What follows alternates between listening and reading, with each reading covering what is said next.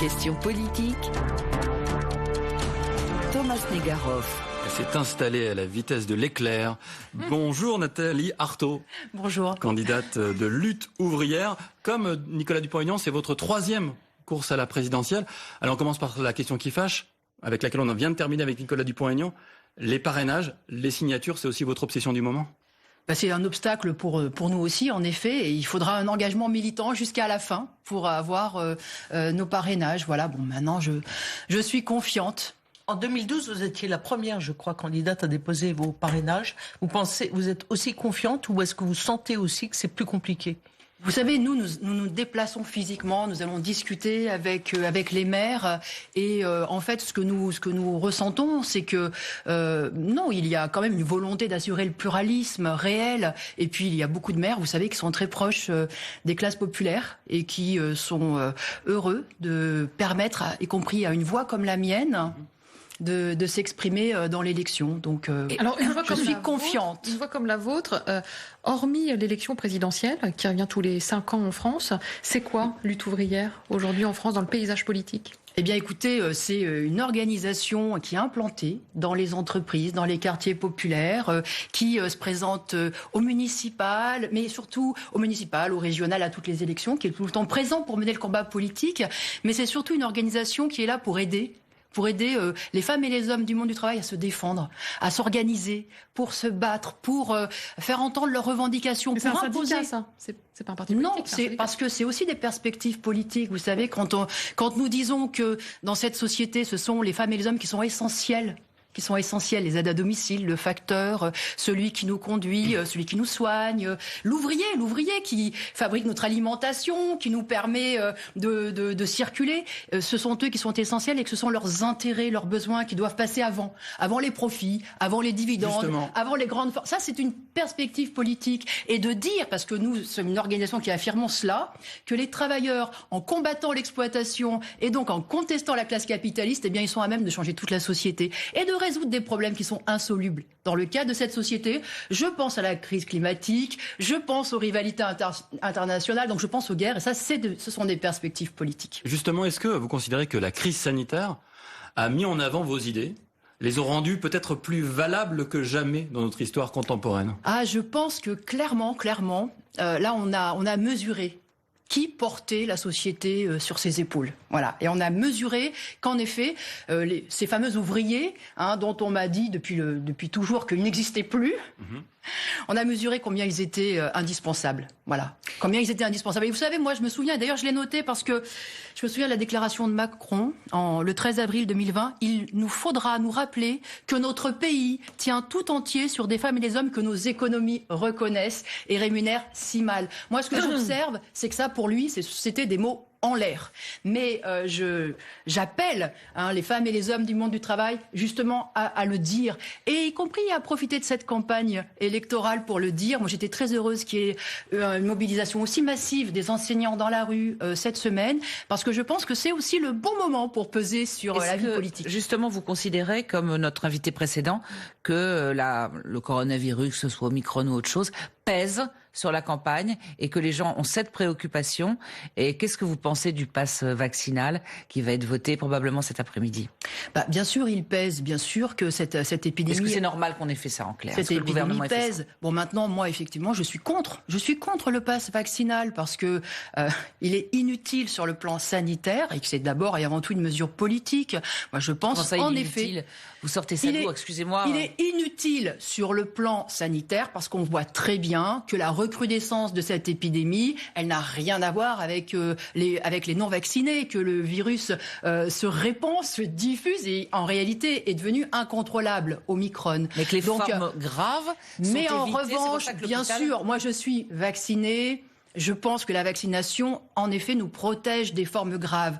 Mais je ne pense pas que l'on puisse soigner correctement à coup de trick, par la contrainte. Je pense qu'il faudrait aller vers les plus vulnérables, les plus âgés, les convaincre, leur expliquer, prendre le temps. Mais vous savez, dans cette société, c'est toujours comme ça. Mais c'est une course de vitesse aussi, la lutte contre le virus. On peut le comprendre que c'est une situation un peu exceptionnelle, non ? Mais écoutez, franchement, même tous les médecins, je les ai écoutés depuis le début. Moi, c'est ma boussole dans cette affaire. C'est ce que disent les médecins. Voilà. Et les médecins Leur propos aujourd'hui, varient quand même. Hein, et les régulièrement. médecins aujourd'hui disent que le pass vaccinal est une affaire politique. Et c'est vrai que moi, je suis quand même choquée de voir que l'extrême droite, les boucs émissaires, c'est les immigrés, les musulmans. Voilà. Alors ça, c'est les boucs émissaires favoris de l'extrême droite. Macron, ses boucs émissaires, c'est les non-vaccinés. Et ça lui permet comme ça de bien cacher ses responsabilités dans le chaos qu'il y a aujourd'hui à l'hôpital public. Marine Le Pen, Éric Zemmour, ils sont comme vous. Ils considèrent, ou même Nicolas Dupont-Aignan qu'on vient d'entendre, ils considèrent que c'est de la politique, le pass vaccinal. Vous êtes sur le même point de vue. Hein. Ah bah, parce que c'est tellement gros. C'est tellement gros. Quand on voit la responsabilité de ce gouvernement dans l'état des hôpitaux, quand on voit, écoutez, 120 000 morts avec cette épidémie. On aurait pu supposer que ça serve d'électrochoc pour l'hôpital public, que cela enfin montre qu'il faut arrêter avec cette politique comptable, il faut arrêter de gérer les hôpitaux comme des entreprises. Eh bien non. La réalité, c'est que ça continue. C'est que les lits continuent d'être supprimés, y compris en pleine pandémie. Donc c'est cela que Emmanuel Macron et son gouvernement veulent cacher en reportant toujours la faute sur la population. Voilà. Françoise Fressoz. Question sociale. Vous avez parlé au fond de toutes ces personnels et de métiers qui sont en tension et qui sont très importantes pour nous. On a vu le mouvement des Gilets jaunes et on voit que en France, ce qui monte, c'est la droite radicale, l'extrême droite, et pas la gauche ni l'extrême gauche. Comment expliquez-vous ce hiatus ? Vous savez, moi, je pense que beaucoup de femmes et d'hommes qui, quand ils veulent se battre, justement, quand ils n'acceptent plus, eh bien, ils regardent vers nous. Ils regardent vers la lutte ouvrière, ils regardent vers les perspectives que l'on défend. Bon, là, pour le moment, quand ils veulent se battre, quand il s'agit d'élections, c'est une autre histoire. D'abord, il y en a beaucoup, y compris dans la classe ouvrière, qui sont complètement écœurés, qui n'attendent plus rien des élections, parce que la réalité, c'est qu'en fait, d'élection en élection, de toute façon, ils galèrent et il faut qu'ils se débrouillent tout seuls.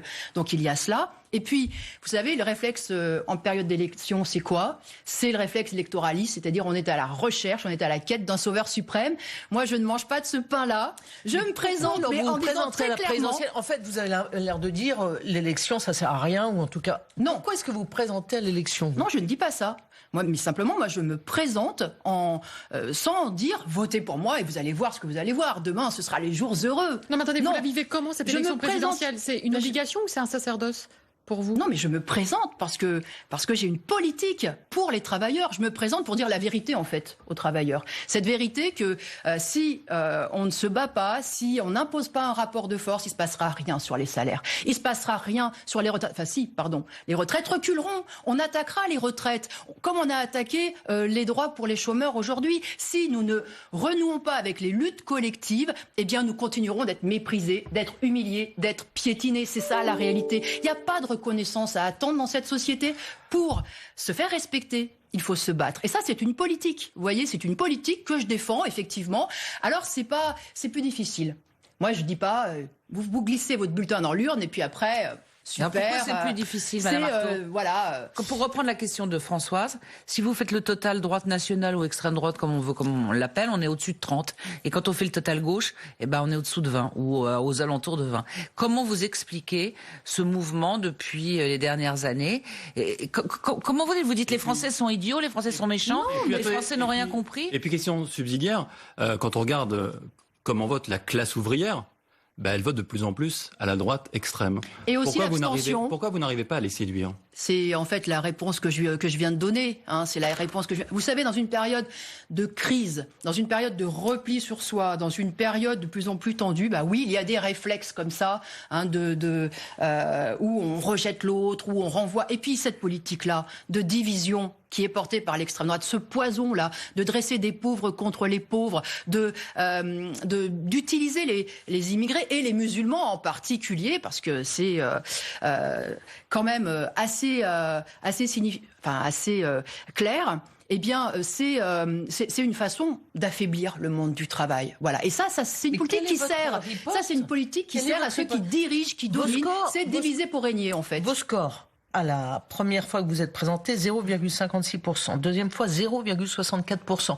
Donc, quelle est votre stratégie pour essayer d'aller au-delà ? Et au-delà de ça, quel est votre regard sur les divisions de la gauche aujourd'hui ? Ça fait environ 200 000 électeurs. Oui, mais moi, je ne cherche pas, je ne vais pas modifier ma politique et mon discours et je ne vais pas changer d'opinion parce que les sondages me donnent non. Non, mais là, Encore c'est une les fois, résultats non. de l'élection présidentielle. Moi, je suis... Oui, mais moi, je suis pas une girouette comme bien d'autres, qui, effectivement, et Le Pen, ça a été le cas, ils affinent tous leur politique, là, pour appâter le plus d'électeurs possible. Ben non, moi, j'ai des convictions. Et moi, je vais dans cette campagne, y compris avec la fierté de ce que je représente. La société est de plus en plus individualiste. Eh ben, moi, je défends des valeurs collectives, effectivement. La société, elle est de plus en plus, tentée par le repli nationaliste, voire raciste. Eh bien, moi, je suis internationaliste. Et je dis, d'ailleurs, je serai une des seules candidate à pouvoir dire aux émigrés, aux femmes et aux hommes émigrés, ceux qu'on appelle les migrants, bienvenue. Bienvenue. Je suis une des rares candidates à dire que ces femmes et ces hommes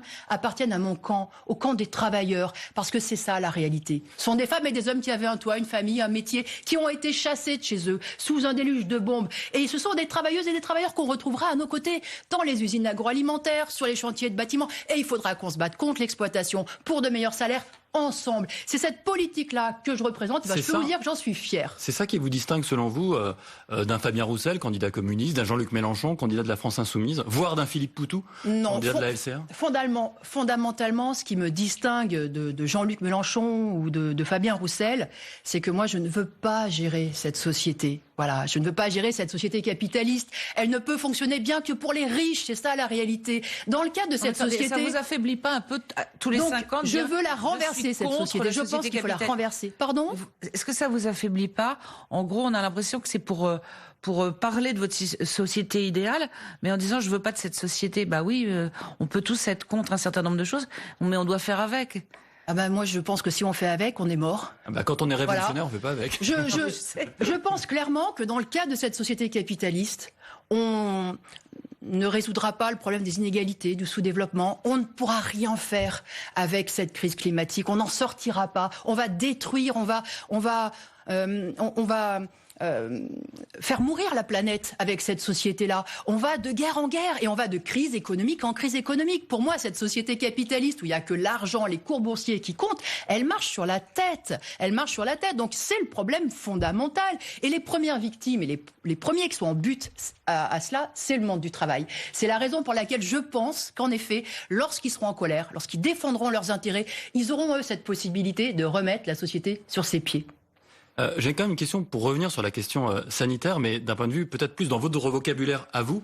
Est-ce que vous considérez qu'il y a la main du grand capital derrière la crise sanitaire que nous connaissons aujourd'hui et sur éventuellement les solutions qu'on tente de lui apporter?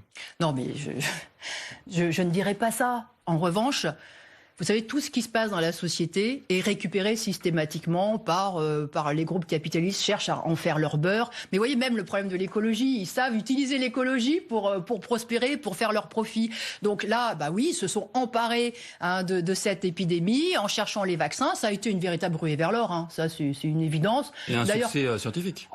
Un succès scientifique, mais ça peut être déconnecté quand même. Tous les succès scientifiques ne sont pas obligés de transformer des gens en millionnaires en quelques semaines ou de faire que les grands labos deviennent un jackpot permanent pour les actionnaires. Enfin bon, on peut. Et je pense d'ailleurs que beaucoup de scientifiques, et il n'y a pas que les scientifiques, le vaccin, ça a été pour moi, c'est un progrès, c'est un merveilleux progrès de la santé. Et là, c'est la démonstration que la société, quand elle met les moyens, elle peut effectivement faire des progrès fantastiques. Voilà. Mais je fais une différence entre tous ceux qui ont bossé jour et nuit et qui vont d'ailleurs, des scientifiques, des chercheurs, jusqu'au laborantin, jusqu'à l'ouvrier d'ailleurs, qui veillent à la qualité de la fabrication, etc.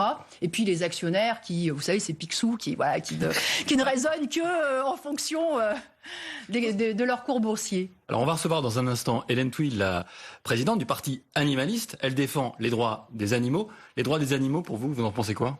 Mais moi, je pense que oui, dans cette société, il y a une course à la rentabilité qui fait qu'on fait souffrir, de façon inutile. Les animaux, mais c'est comme les hommes, en fait. C'est exactement comme les hommes. Et ça fait partie aussi des choses qu'on pourrait remettre à plat, justement. C'est pas un problème bourgeois, en clair, la cause animale. Mais c'est un problème qui nous touche tous. Voilà, c'est un problème qui nous touche tous, mais c'est bien le reflet aussi de notre société. Encore une fois, il faut qu'on ne se résigne pas à cette société où il n'y en a que pour une minorité capitaliste qui voilà, qui accumule tous les moyens financiers, etc., et qui laisse les classes populaires dans la misère. Je reviens à votre ambiguïté sur l'élection. Dernière question. Au fond, vous dites, bon, les signatures, c'est difficile, mais vous espérez les obtenir. Si, par exemple, vous avez vos signatures et qu'un Éric Zemmour ne les a pas, alors qu'il représente actuellement plus de pourcentage de voix, est-ce que c'est un problème démocratique pour vous ou pas ? Je peux vous faire la liste des problèmes démocratiques dans cette élection.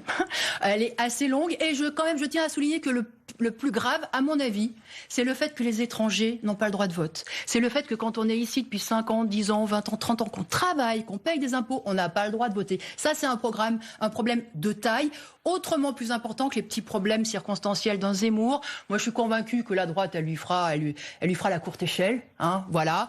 Donc, mais voilà, dans cette élection, en effet, il n'y a rien de démocratique. Merci Nathalie Arthaud. Merci d'avoir été notre invitée. Merci, au revoir. Et le temps que vous sortiez, nous accueillons notre nouvelle invitée, Hélène Thuy.